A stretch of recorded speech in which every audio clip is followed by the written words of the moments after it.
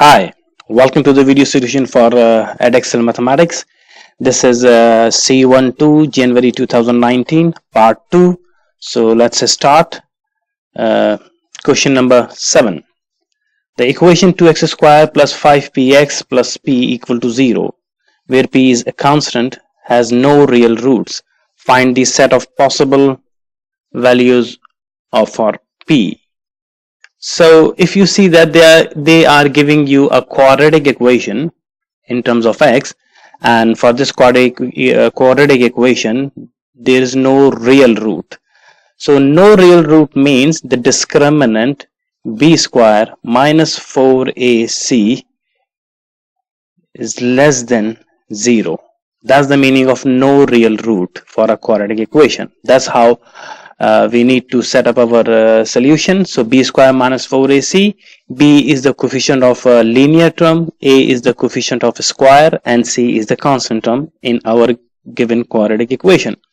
So now you can write the given condition as 5p whole square, which is b square, minus 4a, which is 2, and c is p is less than 0.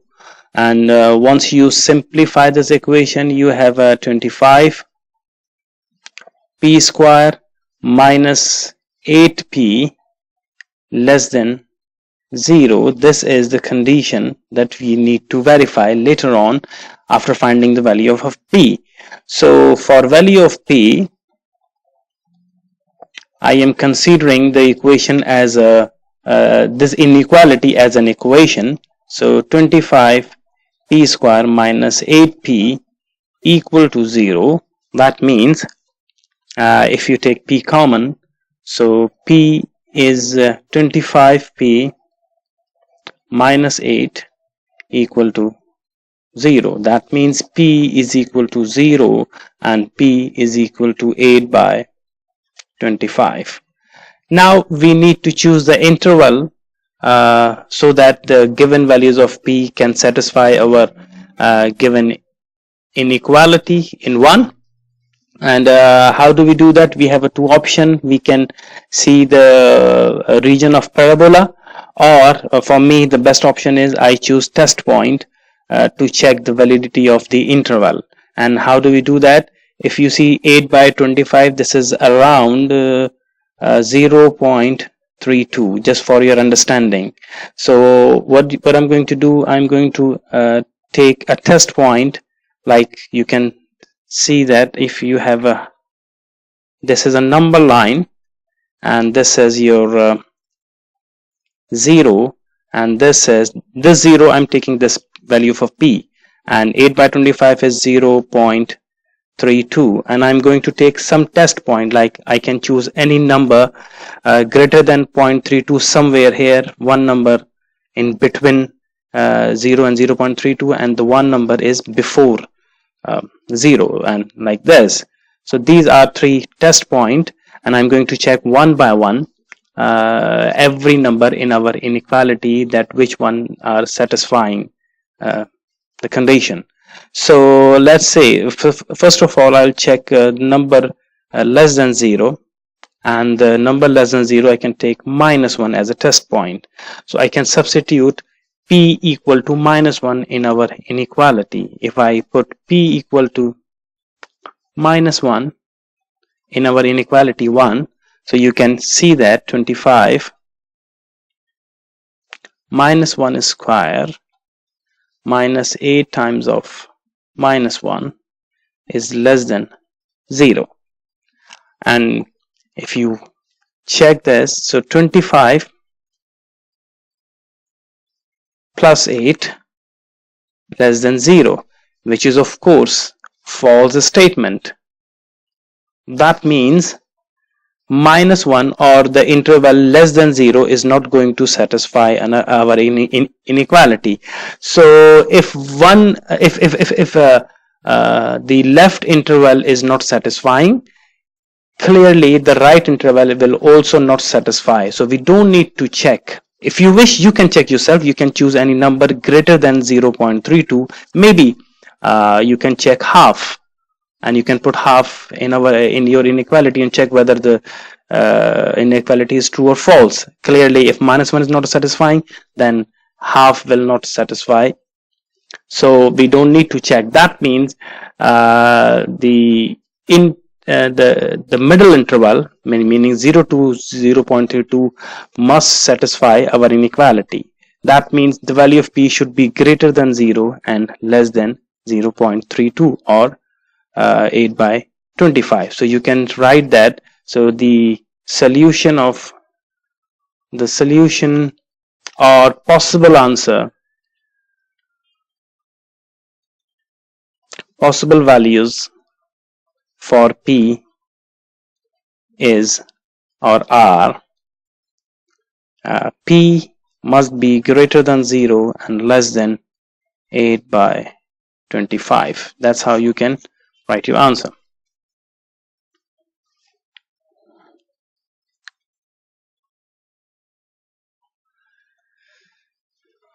Question number 8.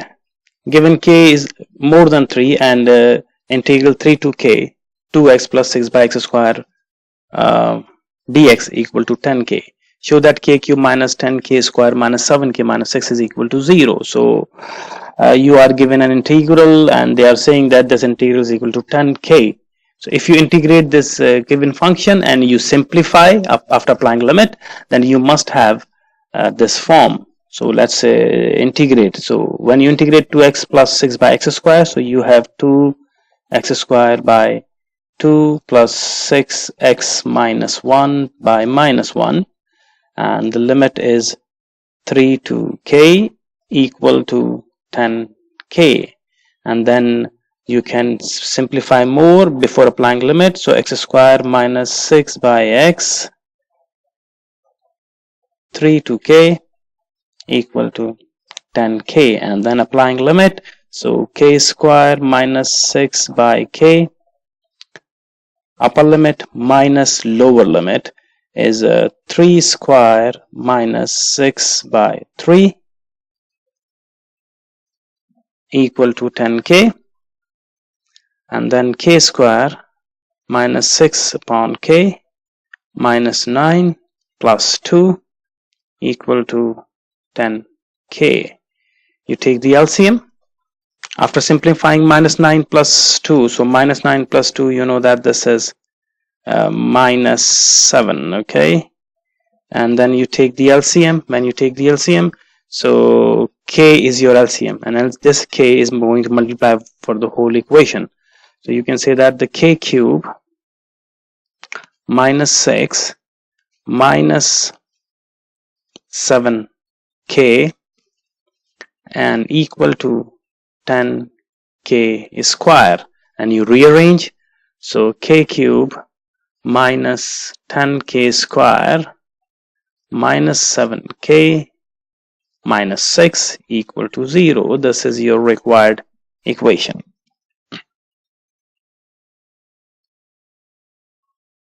Question number 9. The circle C has equation x square plus y square plus 10x minus 6y plus 9 equal to 0. Find the coordinate of the centers of C. Okay, a typical question from circle topic. You are given a equation of the circle. This is the general form. You need to find center.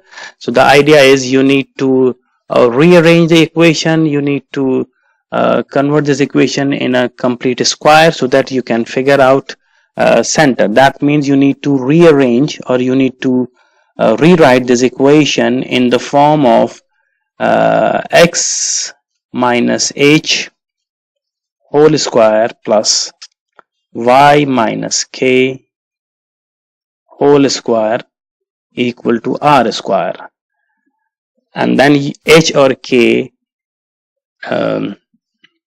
are center, coordinate of center of the circle.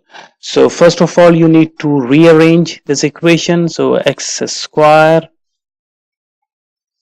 plus 10x plus y square minus 6y plus 9 equal to 0, and then you need to rewrite these two terms as a complete square.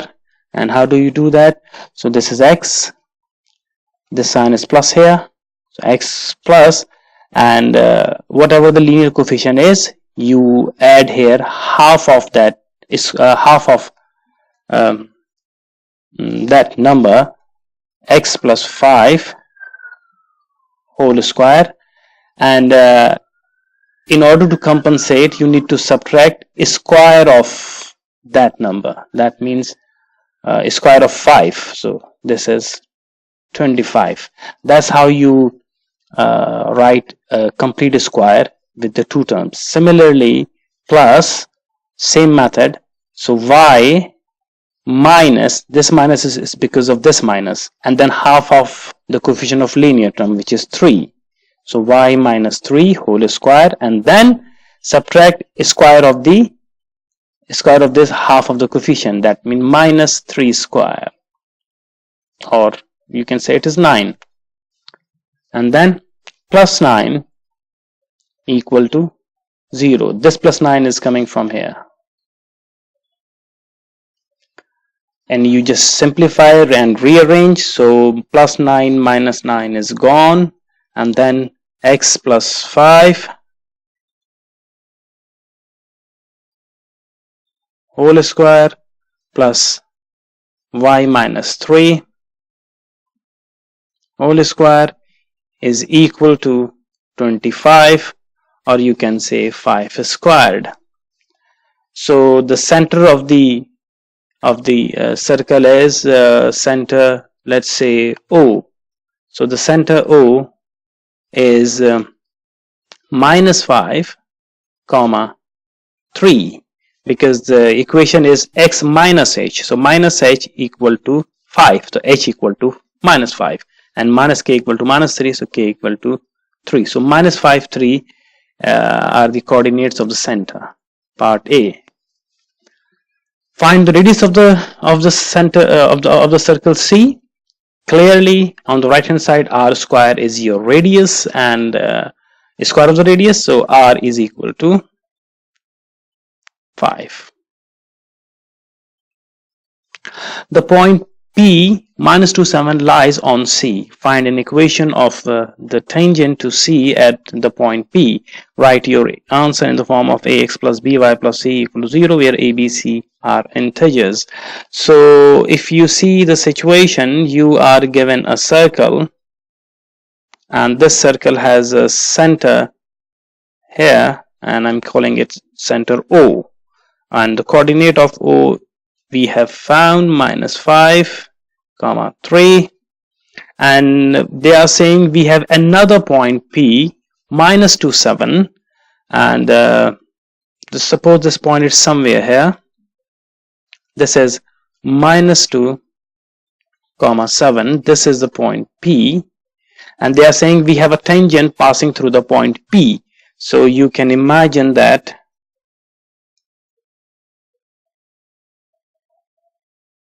this is the tangent for which we need to find the equation of the tangent line.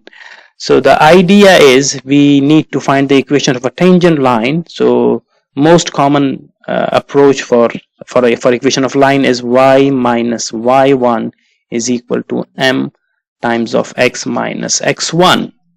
That means we need a gradient of the line that is unknown, and the point x1 and the y1. So we don't need to worry about the point because x1, y1 is already given, and this point is point on the line, which is minus 2, 7. So x1, y1 is given. We need to figure out somehow how can you find the m.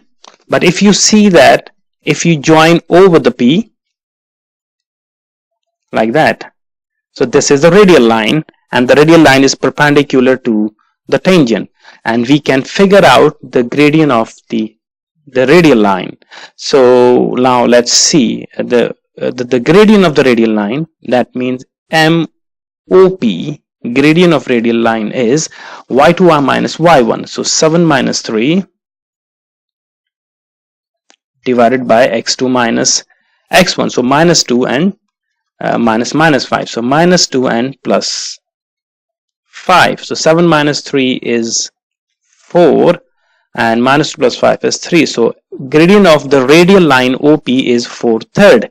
and because our tangent is perpendicular, so gradient of the tangent line is we flip the number 3 upon 4 and change the sign. So minus 3 upon 4 is the gradient of our tangent line, which is this m. Now I can find the equation. So y minus 7. So y minus 7 is equal to minus 3, 4 and x minus x1. So x plus 2. You can simplify this equation. Finally, if you simplify, you rearrange, you have equation in the form of 3x plus 4y minus 22 equal to 0. This is your required equation of the tangent line.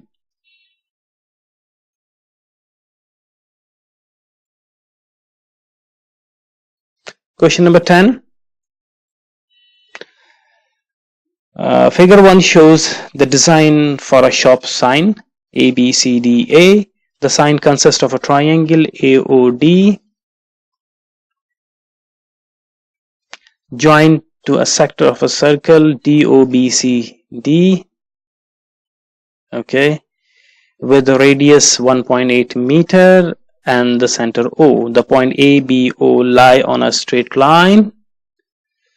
Given that AD equal to 3.9 and BOD is 0.84 radians, calculate the size of the angle DAO. Given your answer in radian to 3 decimal place. So we need to find angle DAO. So D, A and O, we need to figure out this angle in part A.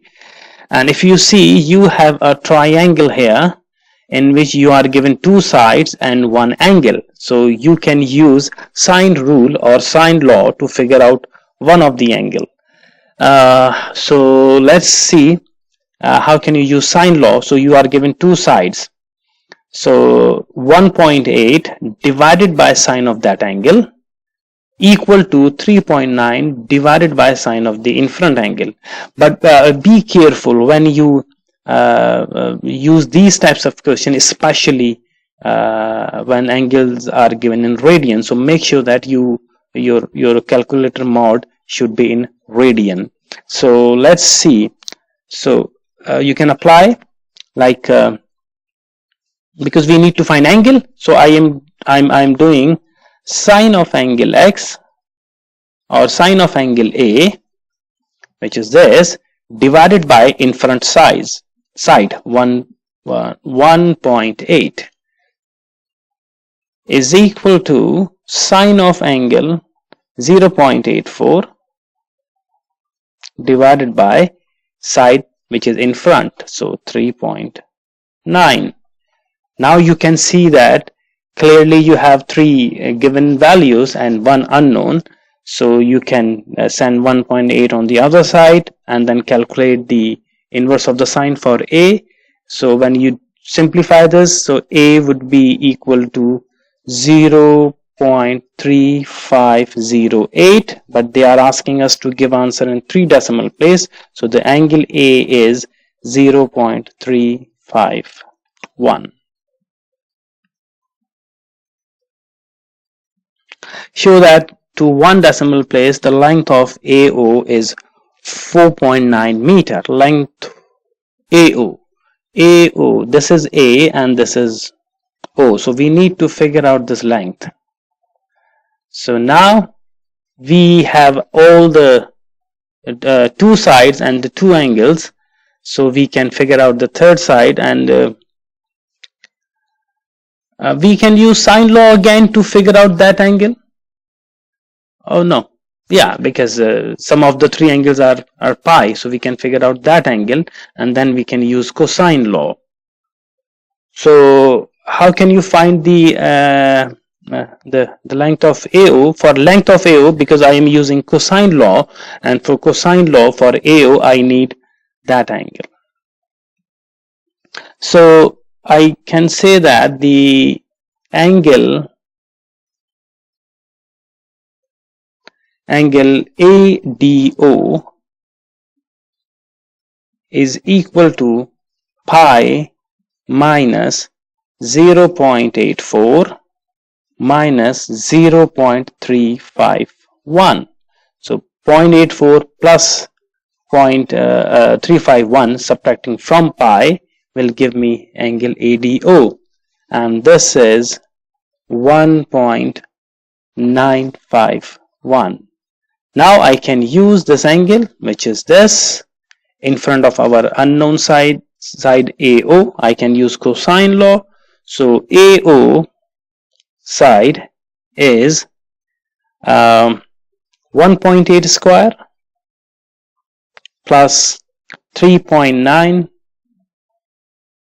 square minus twice of 1.8 times of 3.9 and then cos of in front angle, which is 1.951 square root. This is the cosine rule or cosine law. Once you simplify and take the root, so AO, the length AO will be equal to 4.864 and meter, but you need to give answer to one decimal place. So AO is equal to 4.9 meter.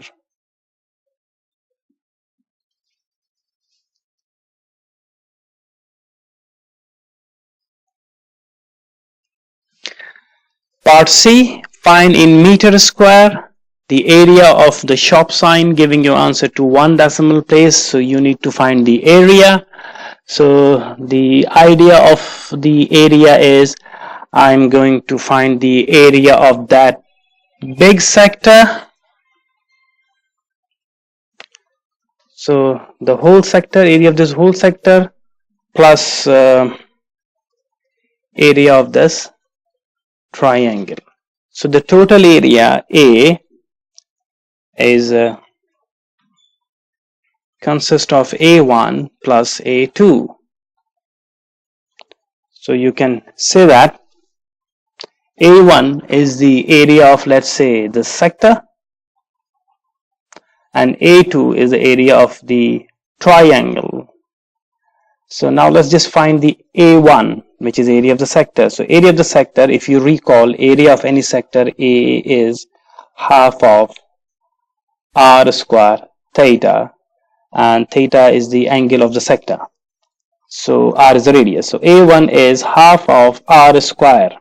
R is 1.8 square into area of the sector. Don't be confused with the, not the area, sorry, angle. Don't be confused with the angle, because the angle given is 0.84, but we don't need 0.84 angle. We need angle of that sector, which is 2 pi minus 0.84. So 2 pi minus 0.84. So once you solve this right hand side, simplify it, and then A1 will be 8.82 meter square. This is your area of the sector. And area of the triangle, the formula for area of the triangle is half of 2, because if you see the triangle, we are given two sides.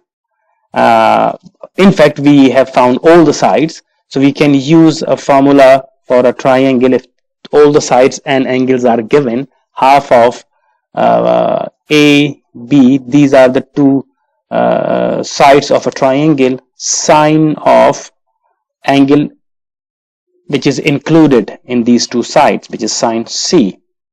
So half of AB sine C. So I can say that the area A2 would be equal to half of, and you can take any of the two sides because we have all the three sides, we have all the angles. So I am taking 1.8 times the other sides, which is 4.9. It's fine, 4.9. sine of included angle. So 1.8 and 4.9. So 1.8 and this is our 4.9 that we found, and this included angle is 0.84. Sine of 0.84. And if you solve this equation, so A2 would be equal to 3.28, which is 3.3 meters square. This is A2. And now the total area is 3.3 plus 8.82. So total area A is A1 plus A2, which is 12.1 meter square till one decimal place.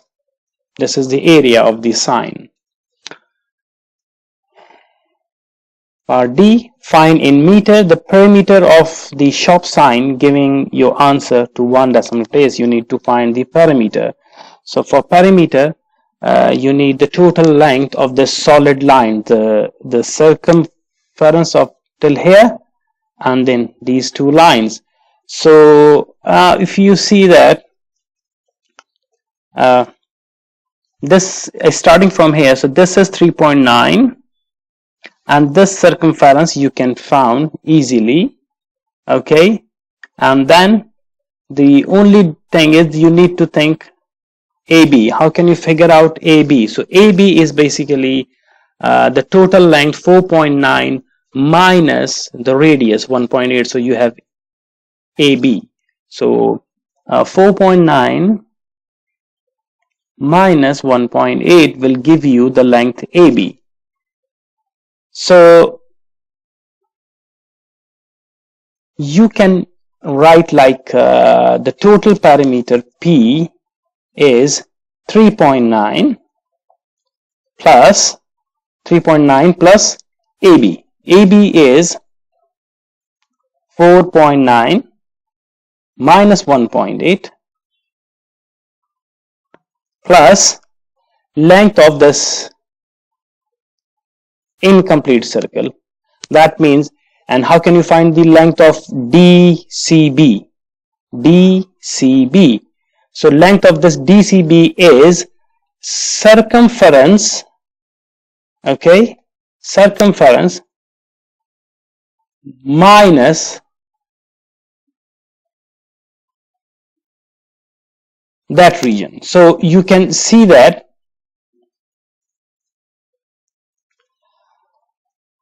means if okay, now let's see, if you write here 2 pi into 1.8, what does this mean? This is the total circumference including this region. This is the arc length.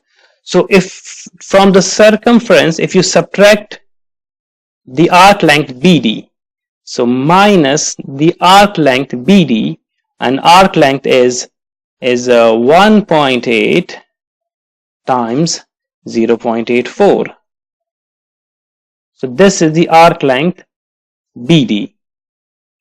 That's how you can figure out the DCB length. And now if you simplify this, so the perimeter will be equal to 16.79, which is equal to 16.8 meter till one decimal place.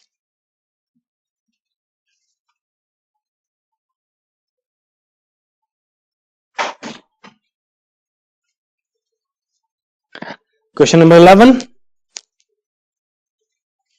Given that x is a positive real number, solve the equation log of x 3 to 4 equal to 4, giving your answer as simplified third. Okay, so if you see log of x 3 to 4 equal to 4, you can write this logarithmic form into exponential form as x to the power 4 is equal to 3 to 4, and then if you take the fourth root, so x is equal to 3 to 4 whole power 1 upon 4. Now if you use your calculator to find the fourth root, you will have answer in decimal, but we need to give answer in the surds form, or we need to find the exact value. So but if you see 324, we can easily find out the square root of 324. That means, just for your understanding, I'm writing here this 324, the fourth root, as 324 1 upon 2 whole power 1 upon 2, because 1 upon 4 can be written as 1 upon 2 to the power 1 upon 2.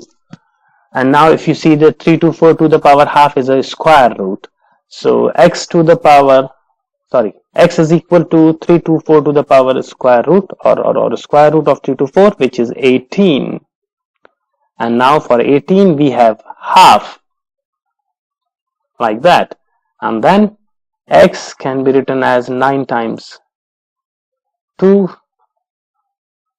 and then x is equal to 3 root 2. This is exact, the third answer for x. Part 2, given that log of a 5y minus 4 minus log of a 2y is equal to 3, y is more than 0.8 and between a is between 0 1, express y in terms of a.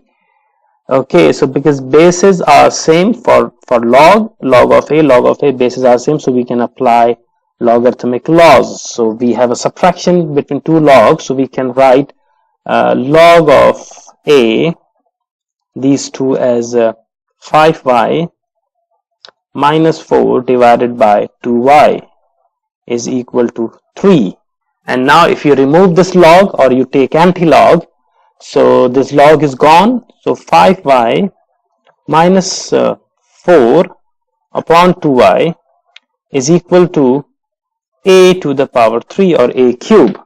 Now you can rearrange, you can simplify for y, and you can do like 5y minus 4 is equal to 2y a cube, and gather the y terms in one side, so 5y minus 2y a cube and is equal to 4, and then take y common, so 5 minus 2a cube equal to 4, and then y is equal to 4 upon 5 minus 2a cube. This is the expression for y in terms of a. That's your answer.